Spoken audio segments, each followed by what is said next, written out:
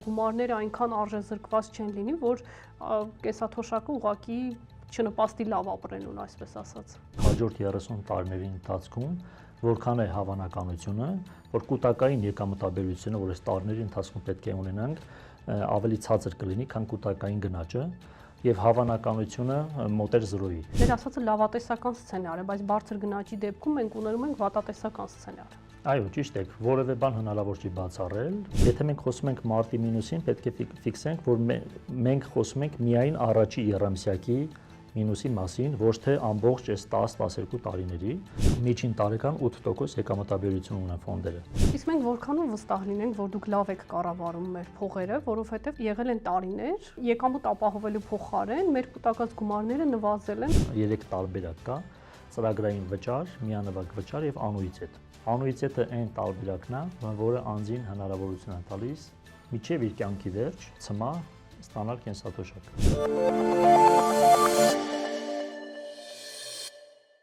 Բարև ձեզ։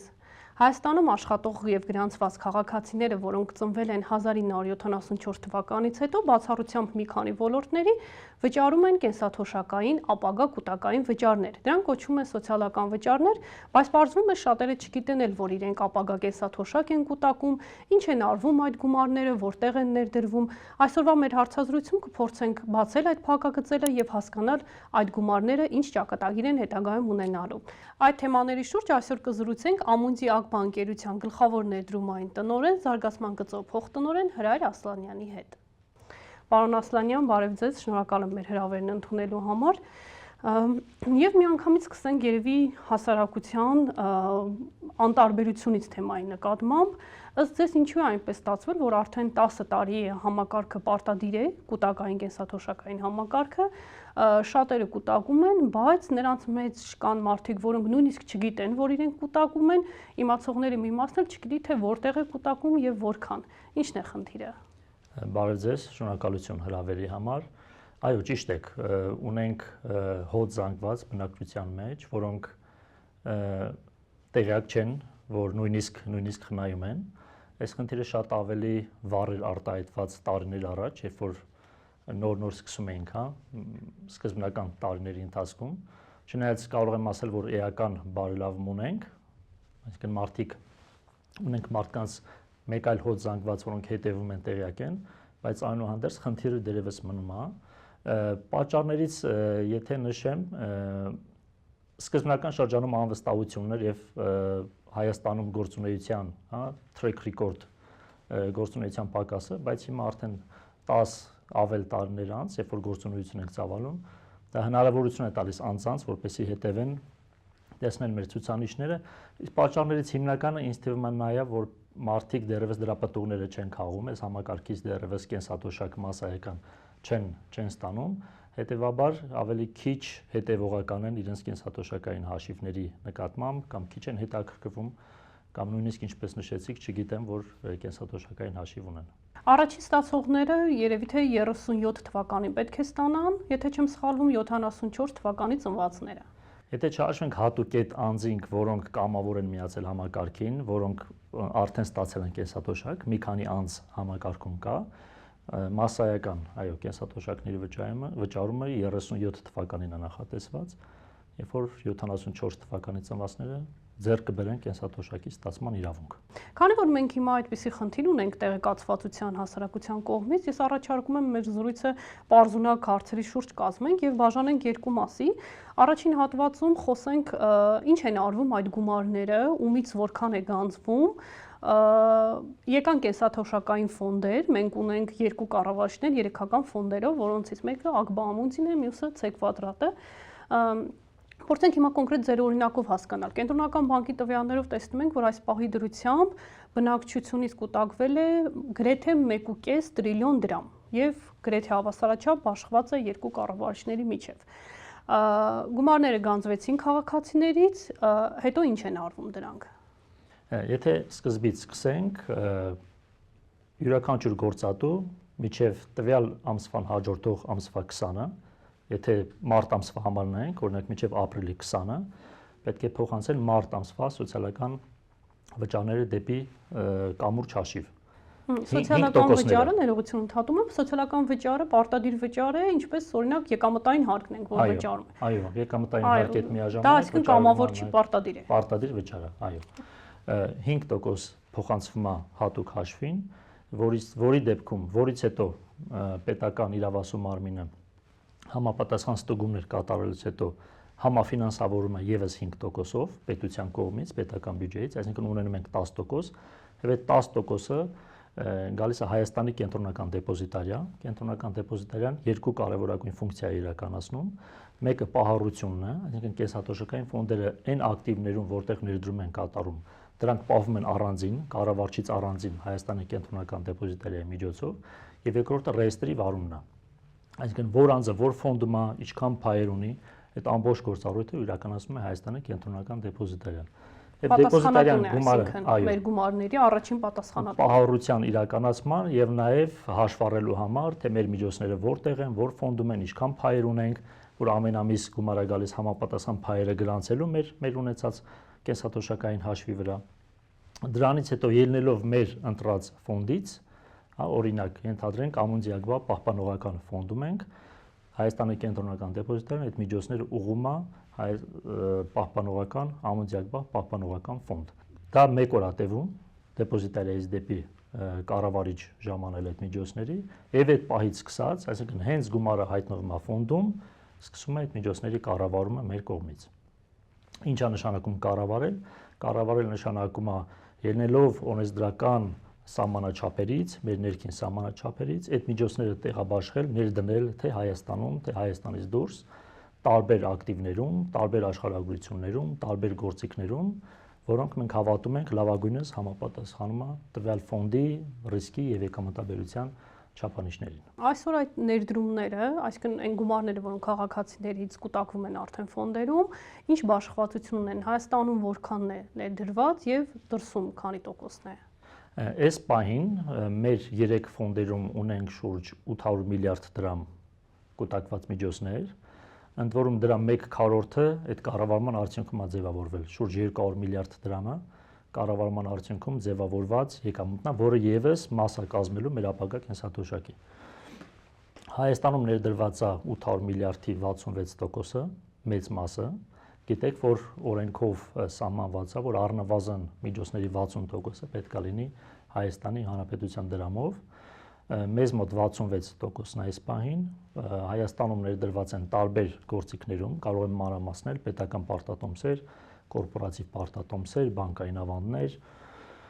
կորպորատիվի մեջ ունենք նաև ոչ միայն ֆինանսական, այլև տարբեր ընկերությունների թողարկած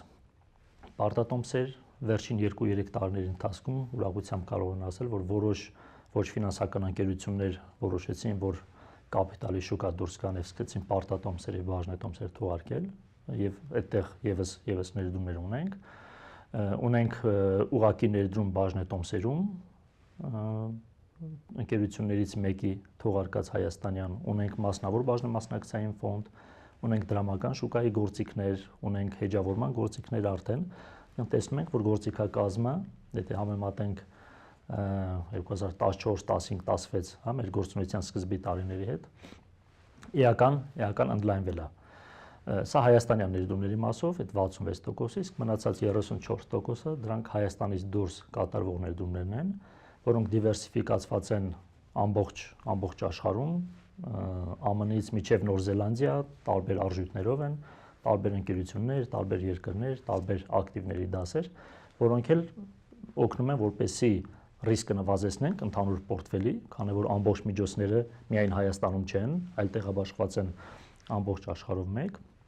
եւ միևնույն ժամանակ նաեւ արժեք են ստեղծում ոչ միայն ռիսկը նվազեցնելու առումով, այլ նաեւ պոտենցիալ եկամտաբերության առումով։ Վերջին ժամանակներում գիտեք, օրինակ տեխնոլոգիական ոլորտը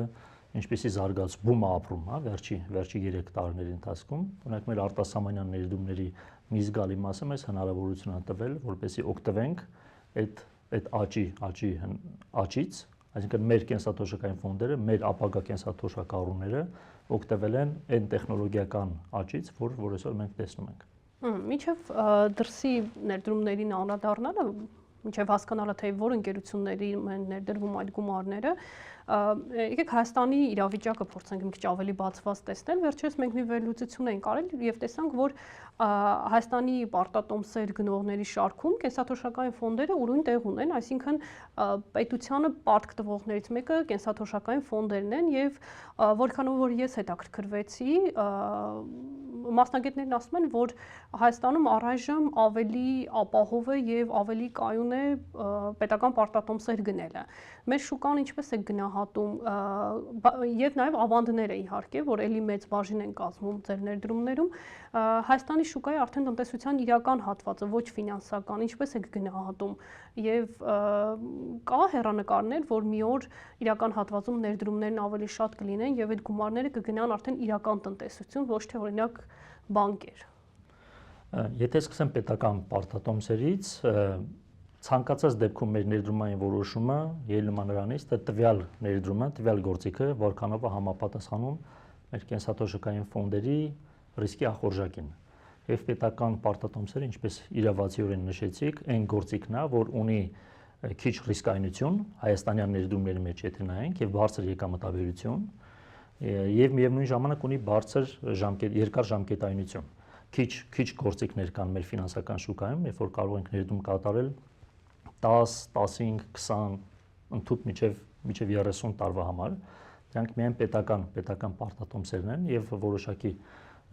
բաժնետիրական գործիքներ, շատ սահմանափակ։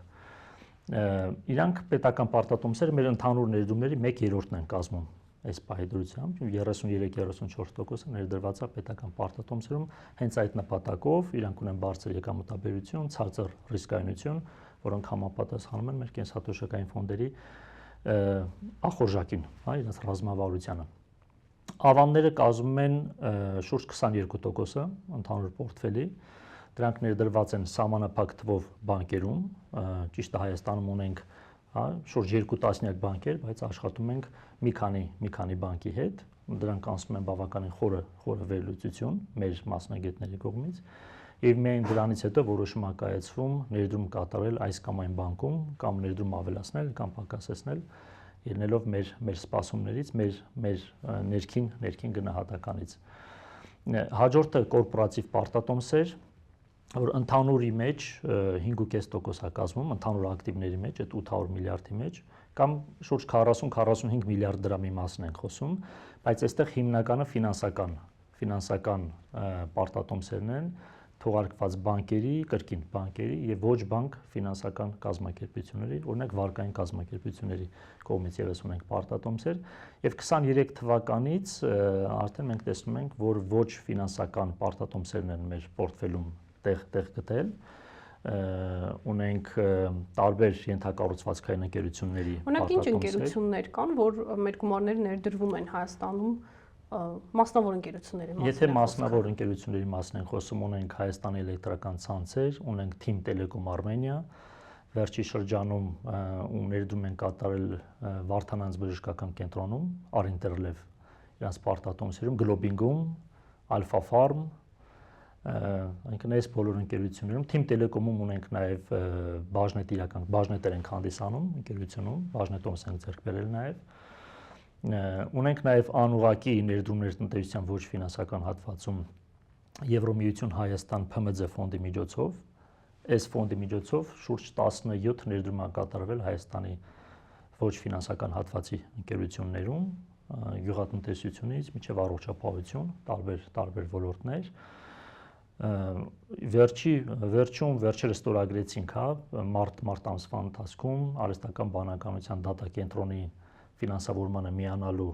նախաձեռնությունը, այո, մեկը մենք էինք, որով հանձնառանք որոշակի գումար մեր ընդհանուր ակտիվների 1%-ի չափով կամ շուրջ 20 միլիոն ԱՄՆ դոլարին համարժեք ներդրում կատարելու այդ նախագծի մեջ, այնքան տեսնում ենք, որ ոչ ֆինանսական հատվածի թողարկողների քանակը եւ պրոյեկտների քանակը ավելանում է եւ հույս ունենք, որ այս միտումը կպահպանվի։ Այս պահին եւս կան մի քանի ընկերություններ, որ դեռևս որոշում չունենք, բայց վերլուծության փուլում են, որից հետո միգուցե որոշներում արդեն ներդրում եւս կիրականացնենք։ Ֆիքսենք, որ բոլորը միասին կազմում են ձեր ակտիվների ներդրումների 4-5%, ասացիք։ 5.5%-ը մոտավորապես կորպորատիվ բոլոր պարտատոմսերը, եթե միասին նայենք։ Ասացիք, որ նաև դրսում են ներդրումներ կատարվում, օրինակ ինչ ընկերություններ կան հայտնի, որտեղ մեր կենսաթոշակային ֆոնդերից գումարներ են ներդրվում, եւ մի տեխնիկական հարց, կենսաթոշակային ֆոնդերի մասնակիցներ, այսինքն քաղաքացիները, որոնք կուտակում են, տեխնիկապես հնարավոր է հասկանալ, օրինակ իրենք այդ ներդրումներում որքան մասնաբաժին ունեն։ Յուրաքանչյուր պահի կարելի է հասկանալ, որոշակի վարժություն է պետք անել, եթե անձը գիտի, որ ֆոնդում է իր միջոցները, ունենալով իր փայլի քանակը եւ ընդհանուր ֆոնդի փայլի քանակը, հարաբերելով կարող ստանալ, որ 0.00-ն շատ փոքր մաս ինքես ամեն ինչից, այսինքն ոնց ներդրում իրականացրած է, ենթադրենք 20% ավանդ, 30% պարտատոմս, 35% Հայաստանից դուրս, ինքը կարող է վստահ լինել, որ իր միջոցները անկախ իր չափի ինչքան է, նման կերպ դիվերսիֆիկացված են։ Այսինքն անձը եթե ենթադրենք ամունձիակբա պահպանողական հավասարակշռված կամ կայուն եկամտային ֆոնդում է, իր միջոցները նույն ձև են դիվերսիֆիկացված, ոնց որ ինքը հրապարակում ենք մեր հաշվետվությունների մեջ այդ նույն համամասնությամբ։ Հիմա տեսեք, քաղաքացիները նաև որպես պատճառ նշում են ֆոնդերով չհետաքրքրվելու համար, այն որ ասում են մեր ձեռքում ոչինչ չկա, միևնույն է մենք ոչինչ չենք կարող փոխել, այդ փողերը ուղղակի մեզանից գանձվում են, մենք նույնիսկ չգիտենք հետո որքան ենք ստանալու, կարգը չգիտեն, չափը չգիտեն եւ կառավարման մասով չունեն միջամտության որևէ գործիք։ Քաղաքացին որևէ բան այստեղ կարող է փոխել, թե չէ։ Տեսեք, համակարգում կա 6 ֆոնդ, 3 ֆոնդ, որն առաջարկում է Ամունձիակբան եւ 3 ֆոնդ, որն առաջարկում է մեր գործընկերը, մասնակցի ընտրությունը սահմանափակվում է այդ 6 ֆոնդերից որևէ մեկով կամ մի քանիսով ընտրության կատարմամբ, իսկ մնացած գործը, այսինքն բուն կառավարումը, դա ակտիվների կառավարիչների ամենօրյա աշխատանքն է, որպեսզի վստահ լինեն, որ ներդրումները պատշաճ կերպով են կատարված եւ ռիսկերը պատշաճ կերպով կառավարվում են։ Բայց սա չի նշանակում, որ մասնակիցը ընթացքում չի կարող հետևել, չի կարող իր ապագա միջոցները ուղղել այս ֆոնդից այն ֆոնդ, կամ արդեն կուտակածը մեկ ֆոնդից տեղափոխել մեկ այլ ֆոնդ կամ մեկ կառավարչից։ Դրա համար ֆինանսական գիտելիքներ են, չէ՞, պետք քաղաքացիներից ոչ բոլորը կարող են այդ վերլուծությունն անել կամ նույնիսկ այդ գործարքներն անել։ Ընդհանուր առմամբ կենսաթոշակային ֆոնդերի դեպքում խորհուրդ չի տրվում բավականին հաճախ այդ փոփոխությունները իրականացնել, բայց ընդհանուր առմամբ ճիշտ է, ունենք 12 տարվա փորձ, մասնակիցը պետք է կարողանա այդ վերլուծելով, պատմությունը վերլուծելով, process-ները վերլուծելով, որի մասին մենք բարբերաբար հրապարակում ենք, խոսում ենք, ու նաև այս հաղորդումը նաև դրան է միտված, մասնակիցը պետք է պատկերացում կազմի, թե ինչպես են կառավարվում միջոցները։ Բայց եթե ընդհանուր ասեմ, մեր վեբ կայքում ամենայն մանրամասնությամբ ամբողջ ինֆորմացիան հրապարակվում է, գործիք առ գործիք, թե Հայաստանում, թե Հայաստանից դուրս,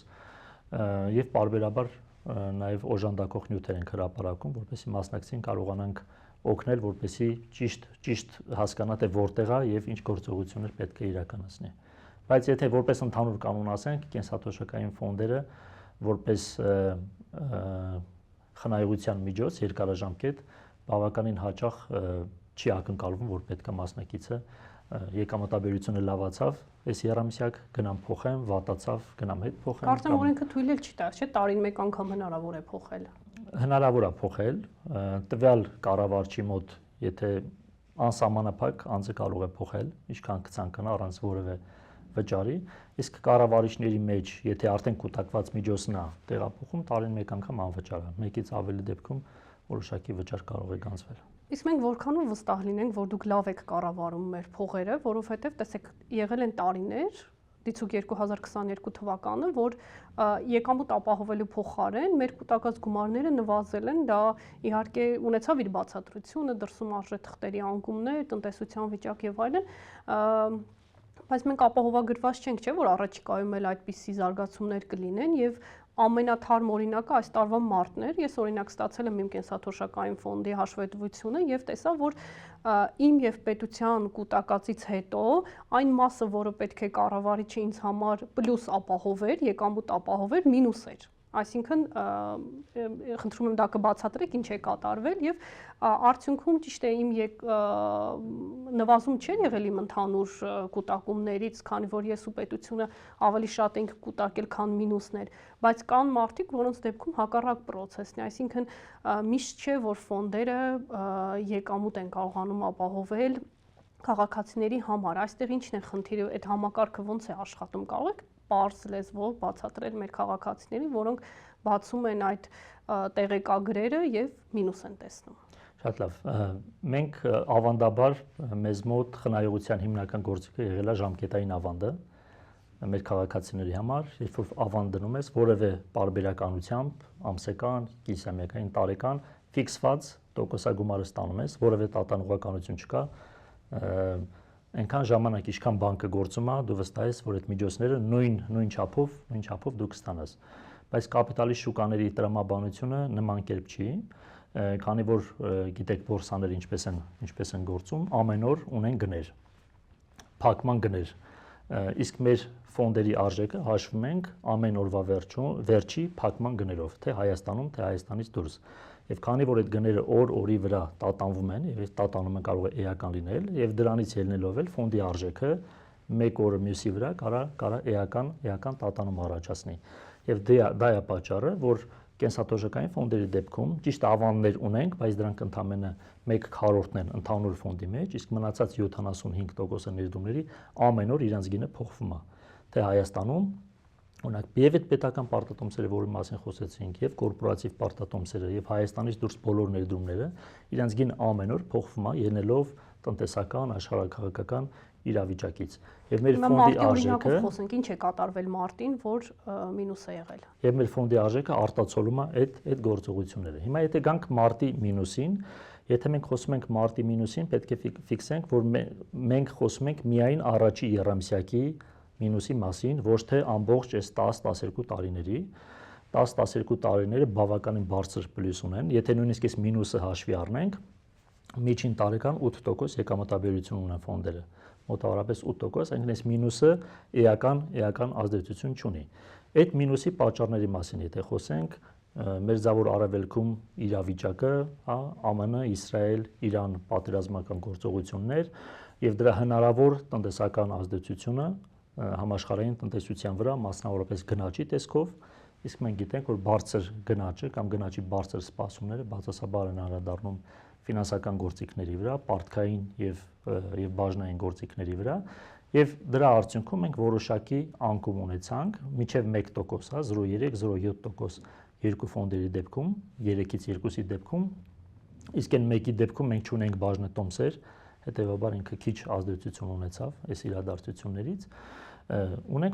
ունեցանք որոշակի սահմանափակ բացասական արդյունք, միայն կրկնվեմ 26 թվականի առաջի եռամսյակի մասին է խոսքը, իսկ ընդհանուր բավականին բարձր արդեն կուտակված բուֆեր ունենք, հա, այսպես կարող եմ մեկնաբանել։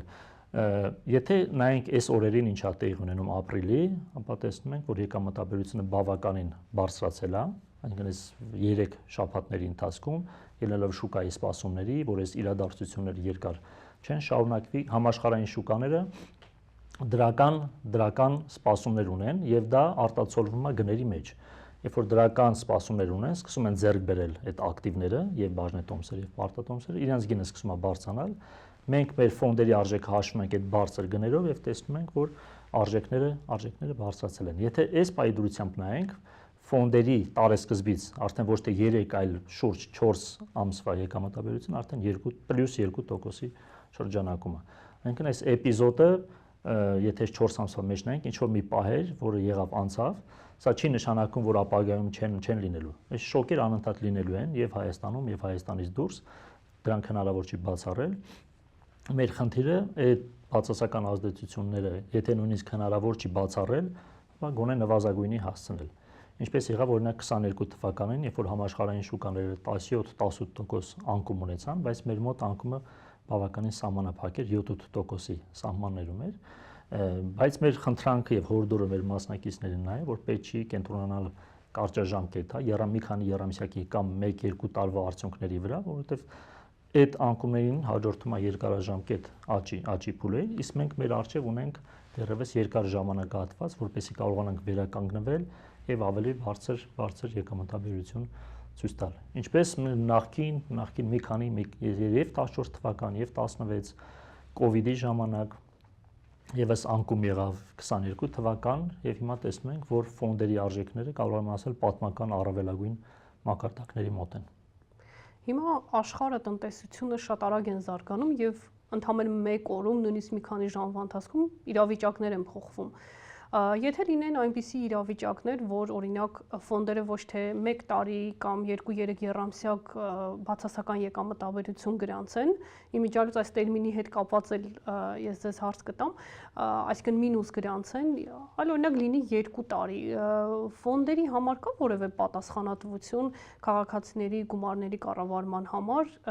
եթե երկար ժամանակահատվածով մինուս է լինում։ Ֆոնդերը իրենց կառավարիչները լավագույն ջանքերը գործադրում են, որպեսզի եղած սահմանաչափերի պայմաններում, օրենսդրությամբ սահմանված լիմիտների պայմաններում լավագույնս կառավարեն, այսինքն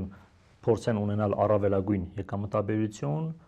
ընդունելի ռիսկի մակարդակի պայմաններում։ Եվ այստեղ համակարգում ներդրված են վերահսկողական մեխանիզմներ, եւ Հայաստանի կենտրոնական դեպոզիտարյան, ում մասին խոսեցինք, եւ Հայաստանի Հանրապետության կենտրոնական բանկը, որոնք իրողություն մեզ բավականին ներգրաված են հետևելու համար կենսաթոշակային ֆոնդերի կատարողականը, ներդրումները եւ պարբերաբար հանդիպումներ են տեղի ունենում կառավարիչների եւ կենտրոնական բանկի տարբեր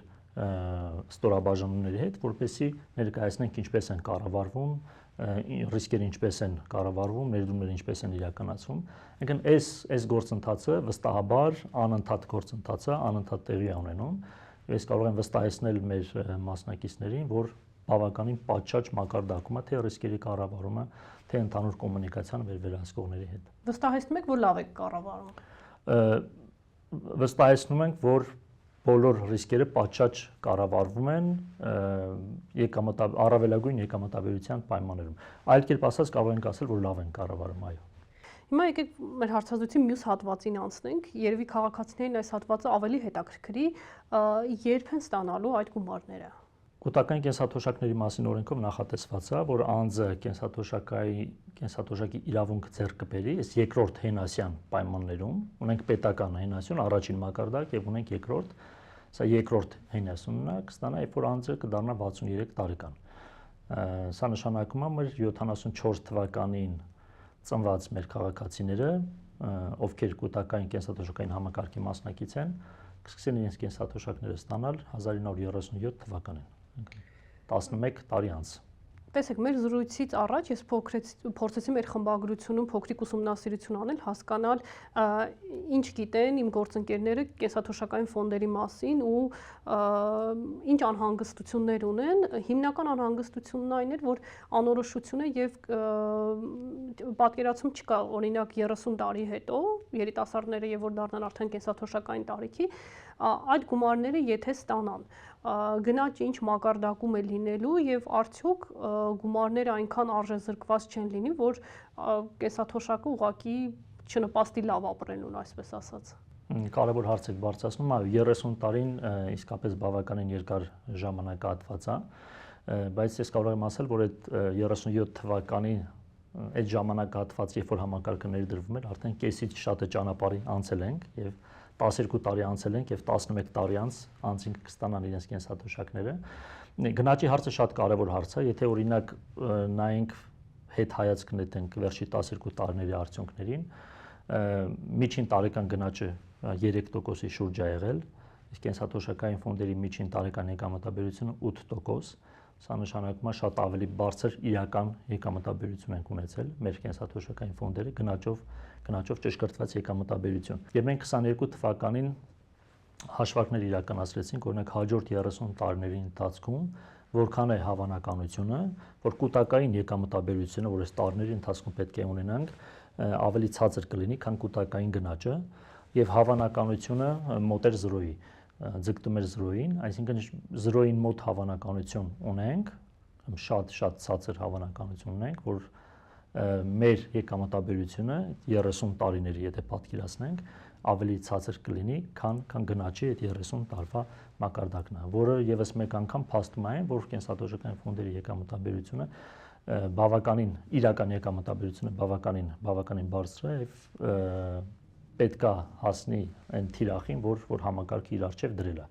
Իսկ համակարգի թիրախը որն է, որ անձի կենսաթոշակը իր վերջի աշխատավարձի համեմատությամբ լինի առնվազն 40 եւ ավել տոկոս։ Ենթադրենք անձը ստանում է 200,000 դրամ, 300,000 դրամ, որևէ աշխատավարձ կարող ենք պատկերացնել եւ պատկերացնենք, որ հաջորդ ամիս գնում է կենսաթոշակի եւ իր կենսաթոշակը պետք է կազմի առնվազն 40%, այնքան պետք է 120 գնաճի գործոնը բացառած։ Այո, իրական արժեքով, իսկ սա 40%, երբ որ քիչ ենք կուտակում, եթե մենք երկար ժամանակահատվածի համար ենք կուտակում, օրինակ 30 տարի, մինչև 70 եւ ավել տոկոս, այս փոխհատուցման գործակիցը, անվանում ենք փոխհատուցման գործակից, հա, թոշակ եւ աշխատավարձ հայրաբերակցությունը կարող է հասնել համեմատության համար այսօր մեզ մոտ ինքը 15-16%-ի շրջանակում է։ Կն մեր կենսաթոշակը եւ միջին աշխատավարձին եթե համեմատենք, բավականին համեստ ցուցանիշ ունենք, որքան էլ որ կենսաթոշակը բարձրանում է, բայց աշխատավարձն էլ եւս բարձրանում է եւ նշանակում է անցումը աշխատանքային տարիքից դեպի կենսաթոշակային տարիք սահուն չի, հա, այնքան էական անկում ունենք ֆինանսական պայմանների, իսկ կուտակային համակարգը հենց միտված է այդ խնդիրը լուծելուն, այնքան անձանց ապահովելու բարեկեցիկ կենսաթոշակով, այնքան երբ որ աշխատանքային տարիքից կանցնենք կենսաթոշակի, աշխատավարձի համեմատ ունենանք հնարավորինս բարձր կենսաթոշակ, որպեսզի մեր կյանքի որակը հնարավորինս քիչ նվազի։ Բայց կարող է չէ նաև այնպես լինել, որ գնաճը շատ ավելի բարձր լինի, քան եղել է նախորդող տարիներին եւ ձեր ասածը լավատեսական սցենար է, բայց բարձր գնաճի դեպքում մենք ուներում ենք վատատեսական սցենար։ Այո, ճիշտ եք, որևէ բան հնարավոր չի բացառել, տարբեր փոփոխականներ կարող լինեն, որոնք տարբեր կերպ են անդրադառնում։ Նախկինում էլ ունեցել ենք օրինակ 22 թվականին գնաճը բավականին բարձր 8+, եթե չեմ սխալվում։ Այո։ Բայց եթե միջինացնում ենք, տեսնում ենք, որ կենսաթոշակային ֆոնդերի եկամտաբերությունը շատ ավելի, օրինակ 23 թվականին 12-ից 14% եկամտաբերություն, 24-ին երկնիշ եկամտաբերություն, 25-ին երկնիշ եկամտաբերություն, կնես ամենը մեզ հնարավորություն է տալիս ոնց որ բուֆեր կուտակել հնարավոր բարձր գնաճների դեպքում։ Եվ մեր վերլուծությունը հենց դրան էր միտված, արդյոք այդպես հնարավորություն կարանք ունենանք, այո, կա նման հնարավորություն, բայց այդ հնարավորությունը շատ փոքր է, 0-ին մոտ ցուցանիշ է։ Լավ, ենթադրենք քաղաքացին հասել է 63 տարեկան եւ այստեղ էլ հարց կա իհարկե, եթե միջև այդ չփոխվի կենսաթոշակային տարիքը, կա երաշխիք, որ չի բարձրանա կամ իջնի ավելի լավ լինի, կա այստեղ ինչ որ նման քննարկում։ Քննարկում չկա, բայց կենսաթոշակային տարիքի փոփոխությունը ենթադրում է օրենսդրության փոփոխություն, որը բնականաբար չենք կարող բացառել։ Այս պահին եւ ի սկզբանե 63 տարեկանն է եղել, արդեն 12 տարի ֆիքսված է օրենսդրության 63 տարի։ Թե ապագայում ոնց ամեն դեպքում այս պահին որևէ խոսակցություն, որևէ միտում չունենք դա տեսնելու, հա, որ փոփոխություն տեղի կունենա, բայց միևնույն ժամանակ բնականաբար չեն կարող բացառել, որ դա կարա տեղի ունենա։ Հա, սա միջանկյալ հարցրեցի, բայց հարցս հիմնականում սա էր, ենթադրենք հասավ կենսաթոշակային տարիքի եւ կուտակել է օրինակ 30 միլիոն դրամ, շատ չասենք, որովհետեւ կան մարդիկ, որ ուշ են սկսում կուտակել, 30 միլիոն դրամը ինչպես է բաշխվելու։ Կենսաթոշակային իրավունք, կենսաթոշակի ստացման իրավունք ձեռք բերելու դեպքում 63 տարեկանում 3 տարբերակ կա՝ ծրագրային վճար, միանվագ վճար եւ անուիթետ։ Անուիթետը այն տարբերակն է, որը անձին հնարավորություն է տալիս միջև իր կյանքի վերջ ցմահ ստանալ կենսաթոշակ։ Անկախ ինչքան կապրի, հա, 10 տարի կապրի, 20, 30 միջև ցմահ պետք է այդ անձը կենսաթոշակ ստանա։ Բայց անուիթետը ո՞նց է բաշխվում։ Ցմահ մենք չենք իմանում, չէ՞, քանի տարի է։ Այնտեղ մի քանի փոփոխականներ կան, որոնք օրենսդրությամբ սահմանված են, մեկը կյանքի միջին տևողություն, մեկը հիմնական կենսաթոշակի չափ, որը այս պահին եթե նայենք կյանքի միջին տևողությունը 79 տարի, հիմնական կենսաթոշակ 24000 դրամ, այդ փոփոխականներից ելնելով, հա, այսինքն ելնելով կյանքի միջին տևողությունից եւ անձի կուտակածից, ամբողջ կուտակածը բաժանում ենք կյանքի միջին տևողության ամիսների վրա, մենք 63-ից ենթադրենք 16 տարի, քանի ամիս կա, այդքան ամիսների վրա եւ ստանում ենք ամսական որևէ թիվ, որը ցույց է տալի տվյալ անձի ամսական կենսաթոշակի չափը։ Եվ թե այդ կենսաթոշակի չափը որոշակի լիմիտներ ունենք, այդ լիմիտների շրջանակում է, ուրեմն ինքը պարտադիր պետք է անուիթետ ստանա։ Եթե դրանից ավել է, եթե ավելի պարզ ասեմ, անուիթետը, որովհետև հաստատ մեզ լսողներից շատերը չգիտեն։ Անուիթետը այն պրոդուկտն է, որը հնարավորություն է տալիս մասնակիցներին 63 տարեկան դառնալուն պես կամ դրանից հետո, երբ որ անձը կորոշի գնա կենսաթոշակի, որտեղ 63-ում կարող է որոշել, որ ես շարունակում եմ, ուզում եմ 64-ից ստանամ։ Նման դեպքեր կարող են լինել, երբ որ անձը կորոշի, որ գնում է կենսաթոշակի, համակարգում իր ամբողջ միջոցները մարվում են, իր փայերը ինչ կուտակել է, տեղափոխվում է դեպի կյանքի ապահովագրության ծառայություն մատուցող ընկերություն, insurance, եւ այդ ընկերությունը տվյալ անձին ցմահ մատուցում է, տրամադրում է ամսական կենսաթոշակով, միջև իր կյանքի վերջը։ Օրենքը այնպես է կառուցած, որպեսզի դա լինի հիմնական տարբերակը, անուիթետը, որ անձը վստահ լինի, որ միջև իր կյանքի վերջ ինքը ապահոված է կենսաթոշակով։ Այս դեպքում լավ չհասկացա, անուիթետի դեպքում չափը ոնց կորոշվի արդեն ամսական։ Չափը որոշվում է իր կուտակած միջոցներով, որոշվում է կյանքի միջին տևողությամբ, բայց եթե անձը կապրի ավելի երկար կյանքի միջին տևողությունը, դա արդեն ապահովագրական ընկերության ռիսկն է, այսպես ասած։ Այսինքն, եթե կյանքի միջին տևողությունը 79 տարեկանն է, 79 տարեկան միջև հասնելը ինքը արդեն սպառած է լինում իր կուտակածը, բայց ապրում է դրանից ավել եւ ավել սկսում է ստանալ։ Դա ապահովագրական ընկերության ակտուարական հաշվարկներն են, որոնք վստահեցնում են, որ տվյալ անձը պայմանագիրը, որ կնքում է արդեն ապահովագրական ընկերության հետ, ինքը կնքում է ցմահ կենսաթոշակ ստանալու համար, որովհետեւ սպառման մասին խոսք չի գնում, իր կուտակած միջոցները փոխանցվում է ապահովագրական ընկերությանը եւ վերջինս պարտավորվում է ցմահ կենսաթոշակով ապահովել։ Իսկ հաշվարկման համար նույնիսկ եթե թոշակառուն այդքան չի կուտակել։ Չէ, իր ամբողջ կուտակածի ելնելով որոշվում է ամսական կենսաթոշակի չափը, բայց որոշվում է ցմահ։ Հաշվարկի համար ինքը մի քիչ կարա շատ բարդ լինի հասկանալու համար, բայց տեսեք, եթե 63 տարեկանում ունի կուտակած 30 միլիոն դրամ, ձեր բերած օրինակում, կյանքի միջին տևողությունն էլ 79-ը 16 տարի։ 30 միլիոնը բաժանում են 16 տարվա համապատասխան ամիսների վրա, ենթադրենք ստանում են 300,000 դրամ։ Շատ ընդհանուր ասած, սա նշանակում է տվյալ անձը այդ 300,000 դրամը կշարունակի ստանալ մինչև իր կյանքի վերջ։ 79-ից հետո է։ 79-ից հետո է։ Այո, եթե 79-ից հետո կապրի 80, 90, 100, ինքը կշարունակի ստանալ այդ կենսաթոշակը։ Դա հիմնական տարբերակն է, որով մեր քաղաքացիները մենք ստանալու ենք կենսաթոշակ։ Բայց անուիտետից եթե ավել ունենք, ենթադրենք անուիտետի համար օրենքով սահմանված է մինիմում ինչքան պետք է լինի, պատկերացնենք 20 միլիոնը բավարար է, որպեսզի մենք այդ մինիմալ անուիտետ ունենանք։ Ենթադրենք ունենանք 200,000 դրամ կենսաթոշակ ցմահ։ Իսկ այն տարբերությունը այն 10 միլիոն դրամը, հա, քանի որ 20 միլիոնն ենք ուղղել անուիտետին, 10 միլիոն դեռ մնում է, օրենքը հնարավորություն է տալիս կամ եւս ավելացնել դա անուիտետի վրա, ստանալ ոչ թե ամսական 200,000 պատկերացնենք, այլ 300,000, կամ միանվագ հնարավոր է դա վերցնել, այնինքն 10 միլիոն դրամը վերցնել որևէ նպատակով, հա, ծախսել կամ այլ տեղ ներդրում կատարել, կամ այդ 10 միլիոնը թողել կառավարչի մոտ, որը կշարունակի կառավարել միջև եւ կսկսի ամեն ամիս ոնց որ կենսաթոշակ վճարել, բայց ամսվա վրա կարա տարբերություն լինի, քանի որ կառավարվում արդեն ֆոնդերի կողմից եւ իր եկամտաբերությունը եթե բարձր եղավ, ամեն հաջորդ ամսվա կենսաթոշակ ավելի բարձր կլինի, քան նախորդը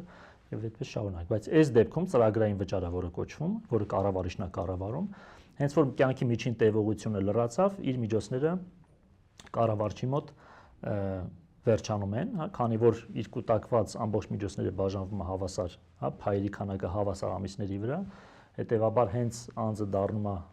եթե այսօրվա ցուցանիշներ ունենք 79 տարեկան, ապա կառավարչից, կենսաթոշակային ֆոնդի կառավարչից այլևս չի ստանում կենսաթոշակը, շարունակում է ստանալ միայն անուիտետի միջոցով կենսաթոշակը, որը ցմահ էր։ Շատ լավ, այսինքն ամբողջը միանգամից ստանալու տարբերակ չկա։ միանվագ ստանալու։ Միակ դեպքը, երբ որ շատ քիչ ունի կուտակած անձը, այդ դեպքում, որը էական չի իր կենսաթոշակի վրա, օրենքով սահմանված է հիմնական կենսաթոշակի միջև 75%-ը։ Այսինքն այդ հաշվարկը մենք անում ենք 63-ում կուտակած մեր ամբողջ միջոցները բաժանում ենք ամիսների քանակի վրա եւ ստացված ամսական թիվը ստացվում է ավելի քիչ, քան հիմնական կենսաթոշակի 75%-ն է։ Եթե այսօրվա ցուցանիշով ասենք 18000 դրամ։ Եթե միջև 18000 դրամ է իր ամսական կենսաթոշակը, այդ դեպքում ասում են ամբողջ գումարը ընդհանրապես 2 միլիոն է կուտակել միջև հիմա, այդ 2 միլիոնը կարող ես վերցնել։ Բայց հետո կենսաթոշակ չես ստանա։ Հետո կստանա հիմնական կենսաթոշակ, որը պետությունից նվազագույնը կստանա։ Իդեպ մյուս խմբերում եւս գտնվողները ստանում են։ Այո, կանրադառնանք իրենց, բայց այս մասը ավարտենք նոր։ Այսինքն կուտակող քաղաքացիների համար պետությունը այլևս չի վճարելու, որովհետեւ արդեն վճարում է, քաղաքացու հետ կուտակում է։ Վճարում է միայն հիմնական կենսաթոշակը, որը շատ փոքր գումար է, բայց աշխատանքային կենսաթոշակը, որը ստաժի հիման վրա է հաշվարկվում, այո, ճիշտ է, դա կուտակային համակարգի մասնակիցները չեն ստանալու։ Իսկ այն քաղաքացիները, որոնք չեն կուտակում, գրանցված աշխատող չեն եղել եւ կյանքի ընթացքում առհասարակ չեն կուտակել եւ համակարգի մասնակից չեն եղել, իրենց դեպքում ո՞նց է լինելու կենսաթոշակը։ Սկզբում նշեցի, ունենք մի քանի փիլերներ, հենասյուներ, դա առաջին հենասյան, այսինքն պետական կենսաթոշակային համակարգի շրջանակում է։ Դա նպաստներն են, դա նվազագույն կենսաթոշակներն են, որ անկախ ստաժից, եթե նույնիսկ ստաժ ունի, անձը որոշակի մինիմալ կենսաթոշակ կստանա, այնինքն դա է լինելու։ Եվ արդեն եթե աշխատանքային ստաժ չունի, բնականաբար արդեն այդ դա էլ է դուրս գալիս, մնում է միայն պետական նվազագույն կենսաթոշակը։ Այսինքն պետությունը իրենց համար ունի բազային կենսաթոշակ։ Այո։ Բայց դա ենթադրում եմ անգամներով քիչ է լինելու կուտակած մասնակիցների կենսաթոշակներից։ Այո։ Ընդ որում կուտակածներն էլ են ստանալու այդ բազայինը։ Այսօրվա իրավակարգավորումներով այսօրվա երիտասարդները, որ վաղը կդառնան կենսաթոշակառու, իրանք կստանան եւ կուտակային համակարգից ձևավորված միջոցները եւ այդ բազային կենսաթոշակը։ Շատ լավ։ Տեսեք, նաև քաղաքացիները հարցնում են այս դեպքում, եթե կառավարիչները աշխատում են մեզ համար, կուտակում են, եկամտաբերություն են ապահովում, երբեմն մինուս, երբեմն պլյուս, որն է այս դեպքում կառավարիչների օգուտը։ Ես իհարկե գիտեմ հարցի պատասխանը, նայել եմ ձեր ֆինանսական հաշվետվությունը, բայց նորից կխնդրեմ դուք ավելի պարզ լեզվով բացատրեք կառավարիչները այս ամենի արդյունքում որտեղից են իրենք գումար ստանում։ Կառավարիչները իրենց աշխատանքի համար գանձում են ֆոնդերից, կառավարման վճար, որը եթե միջին մեծ ֆոնդի օրինակով բերեմ, որ ընդհանուր 3-ի մեջ 98%-ն է, ինքը մինչև 24 թվականը 1.1% էր, այնինքն ֆոնդի ակտիվներից 1.1%, բայց 24 թվականի սկզբից մենք դա նվազեցրեցինք 0.95%։ Ֆոնդի ակտիվներից 0.95%-ը դա կառավարչի վճարն է, որով կառավարիչը հոգում է իր մնացած բոլոր եւ աշխատողների վարձատրություն, տարածքի վարձատրություն եւ մնացած բոլոր ծախսերը։ Իսկ այդ եկամտաբերության մասին, որի մասին մենք խոսում ենք, դա զուտ եկամտաբերությունը հանած բոլոր ծախսերը։ Եվ այն ցանկացած դեպքում, երբ մենք կոմունիկացնում ենք եկամտաբերությունը ֆոնդերի, դա նշանակում է բոլոր ծախսերը հանած ներառյալ կառավարչի վճարը։ Ես ձեր ֆինանսական հաշվետվություններում տեսա, որ տարեցտարի մաքուր շահույթի աճ կա ընկերության մոտ եւ հիմնական եկամուտը եկել էր հենց միջնորդավճարներից, այսինքն այդ կառավարման վճարներից։ Հիմա ինչ է ստացվում, քանի որ կենսաթոշակային ֆոնդերի ակտիվները գնալով ավելանում են, գնալով ավելանելու են նաեւ ընկերությունների շահույթը, դա այդպես ուղիղ համեմատական է։ Այո, քանի որ կառավարչի վճարը հաշվարկվում է ակտիվների չափի վրա, ինչքան ակտիվների չափը մեծ եղան, եթե ենթադրենք, որ կառավարման վճարը չի փոխվում, այո, դա բերելու է նրան, որ ընկերության շահութաբերությունը կամ զուտ շահույթը ավելի մեծանա։ Բայց 24 թվականի սկզբի այդ կառավարման վճարի նվազեցումը բերեց նրան, որ շահույթը շատ ավելի համեստ աճեց։ Այնինքն, ընդհանուր առմամբ, եթե ենթադրենք, որ չի նվազում ֆիքսված պահենք, ինքը ինչքան ակտիվները մեծացավ, այնքան կառավարման վճարը ավելի բարձր կլինի։ Այսօր քանի քաղաքացի է կենսաթոշակային ֆոնդերի մասնակից, եթե ընդհանուր թիվը չկա, կարող եք ձեր ընկերության օրինակով ասել, ձեր ֆոնդերում քանի մասնակից կա եւ կան հաշվարկներ, թե ընթացքում որքանով են ավելանալու։ Երևի ըստ տարիքի կամ աշխատաշուկայի արվում են նման վերլուծություններ։ Եթե կենսաթոշակային հաշիվների քանակի մասով ասեմ, ունենք 1 միլիոնից ավել կենսաթոշակային հաշիվներ, ոչ զրոյական հաշիվներ, այսինքն հաշիվների քանակ, որոնց վրա զրոյից մեծ թիվ կա, բայց մասնակիցների քանակը ավելի քիչ է բնականաբար, որովհետև անձը կարող է մեկից ավելի ֆոնդում ունենա կենսաթոշակային հաշիվ։ 1 միլիոն հաշիվ, որից 560,000-ը 562,000-ը ամունդիագբայի ֆոնդերում արկա կենսաթոշակային հաշիվներն են։ Վերջի մի քանի տարիների ընթացքում մենք տեսնում ենք, որ ակտիվները հաշիվների քանակը բավականին արագ աճում են։ Ամսական կտրվածքով, եթե վերջի 2-3 տարիների դինամիկան նայենք, 3-4,000 միջին ամսական հաշիվների քանակի աճ ունենք կենսաթոշակային հաշիվների։ Դուք ասացիք, որ կան քաղաքացիներ, որոնք 2 տեղ ունեն հաշիվներ, դա երբ որ մի քանի տեղ են աշխատում, դրա հետևանքն է, թե ինչպես է դա աշխատում։ Անձը կարող է որոշել, որպեսզի քննարկում ենք ինչպես կարող է հետևել իր հաշիվներին, ինչպես փոխել ֆոնդը։ Ենթադրենք անձը կուտակել է մեկ ֆոնդում, որոշում է, որ հաջորդ ամսվանից կուտակեմ մեկ այլ ֆոնդում։ Այն ինչ արդեն կուտակած ունեմ, թող մնա, բայց իմ հաջորդ ամսվա միջոցները ուղղեմ մեկ այլ ֆոնդի։ Այնինքն ստացվեց, որ անձը 2 ֆոնդում ունի կենսաթոշակային հաշիվ։ Նույնիսկ եթե այնտեղ էլ չի կուտակում, շարունակում է այնտեղ հաշիվ։ Այո, շարունակում է կառավարվել, որովհետև ունի գումար։ Շարունակում է կառավարվել, այո, որովհետև ունի զրոյից մեծ գումար։ Քաղաքացիները նաև մտահոգություններ ունեն, արդյոք կառավարող ընկերությունները 30-40 տարի շարունակ կմնան հայկական շուկայում։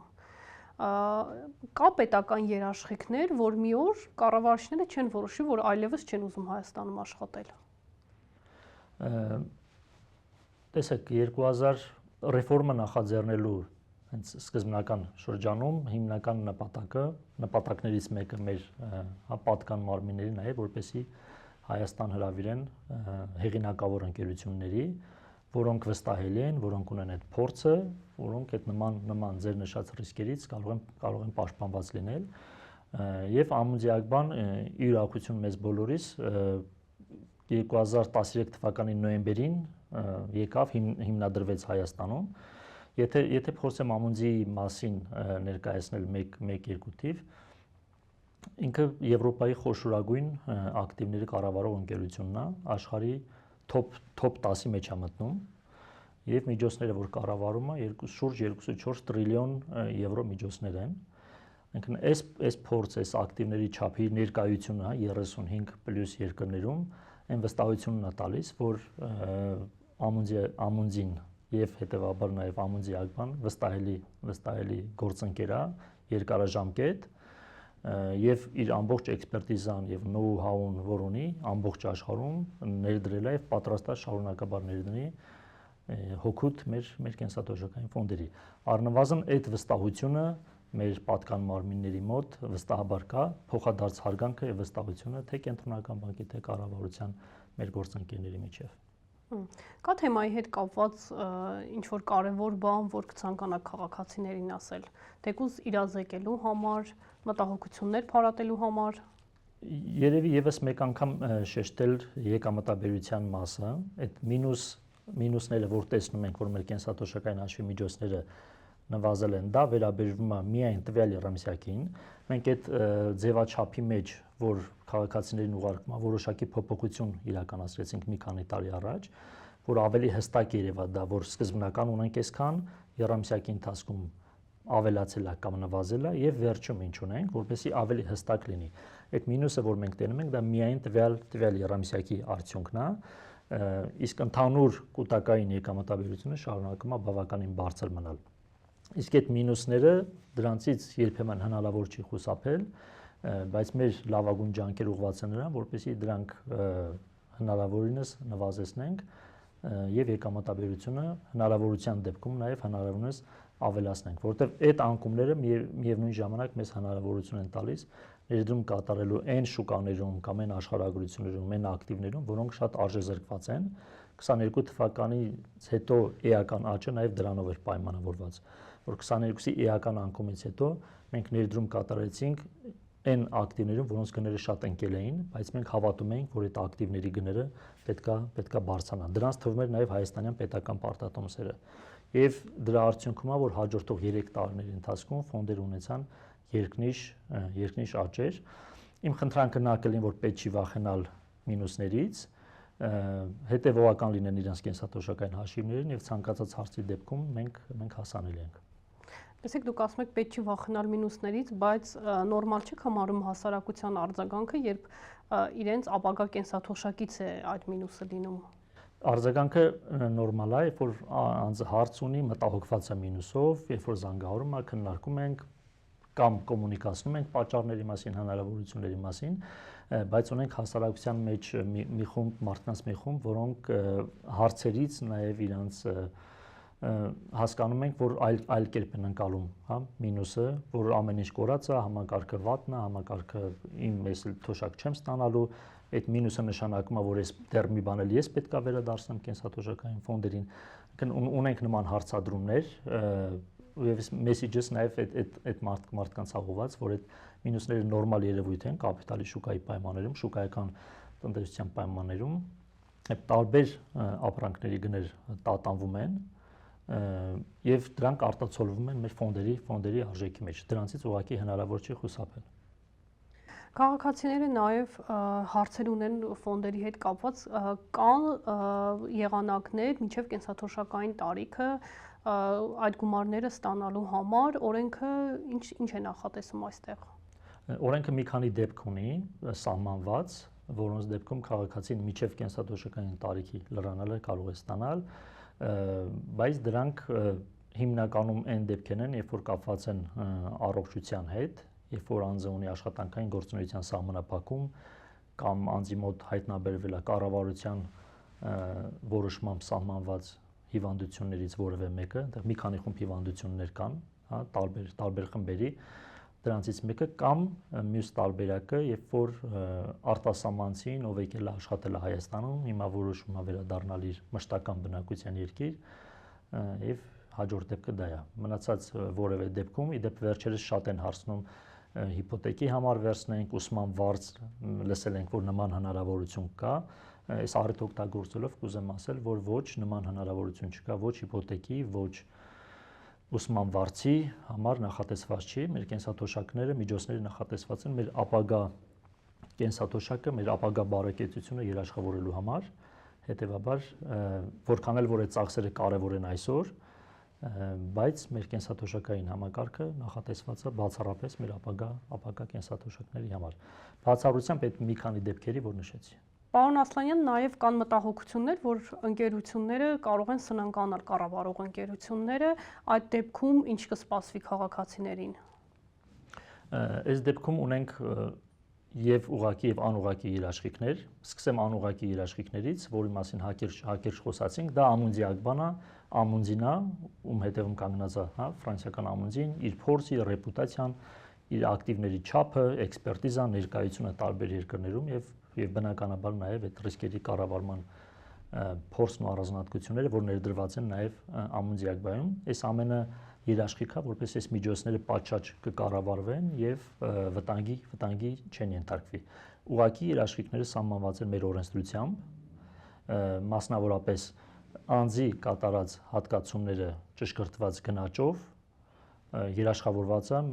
երաշխիքների մասին հատուկ օրենսդրությամբ, այսինքն անձը վստահ կարող է լինել, որ առնվազն իր հատկացումը, իր 5%, այսպես ասած, եւ ավելացված նաեւ գնաճը երաշխավորված են։ Այստեղ կուզեի խոսել նաեւ երրորդ դետալի մասին, առանձնահատկության մասին, դա նա ինչպես է համակարգը կառուցված, ակտիվների կառավարիչները կառավարվում են ամենօրյա այդ միջոցները, ներդնելով թե Հայաստանում, թե Հայաստանից դուրս, ինչի մասին մանրամասն խոսեցինք, բայց այդ ներդրված միջոցների պահորությունը իրականացնում է Հայաստանի կենտրոնական դեպոզիտարիան։ Խիստ առանձնացված են կառավարիչ ընկերությունից եւ ֆոնդերն էլ միմյանցից։ Սա նշանակում է, եթե տեսականորեն վաղը որևէ կառավարիչ, հա, Հայաստանում չի լինի տարբեր պատճառներով, հա, նույնիսկ ձեր նշած պատճառով կսնանկանա կամ կամ կորոշի գործունեություն չիրականացնել, դա նշանակում է, որ ակտիվները ապահով առանձնացված պահպանվում են Հայաստանի կենտրոնական դեպոզիտարիայի կողմից եւ որևէ ձև չեն ազդվում այն իրադարձությունից, որը կարող տեղ ունենա կառավարչի հետ։ Այսինքն կառավարությունը չի վերցնելու այդ փողերը գնալ։ Չի կարող վերցնել ուղղակի, դա օրենսդրությամբ եւ նաեւ տեխնիկապես այդ գիծը քաշած է, այնինքն կառավարիչը չի կարող ֆոնդերի ակտիվների հետ որևէ անօրինական գործողություն իրականացնել կամ որոնց վրա կառավարչի պարտավորությունների համար բռնագանձում տարածվել կամ որևէ այլ սահմանափակում։ Շատ լավ, շնորհակալ եմ հարցազրույցի համար։ Շնորհակալություն։ Հիշեցնեմ, հետքի տաղավարում զրուցում էինք Հայաստանի պարտադիր կենսաթոշակային ֆոնդերի մասին, դրանց ապագայի մասին եւ քաղաքացիների մտահոգությունների մասին։ Եթե հավանում եք մեր հարցազրույցները, միացեք մեր YouTube-յան ալիքին, հետագա հարցազրույցներն ու տեսանյութերը բաց չթողնելու համար։ Իսկ եթե ցանկանում եք աջակցել հետքին եւ հավանում եք մեր աշխատանքը, միացեք մեր Patreon համակարգին։ Patreon-ի հղումը կարող եք տեսնել այս տեսանյութի նկարագրություն բաժնում։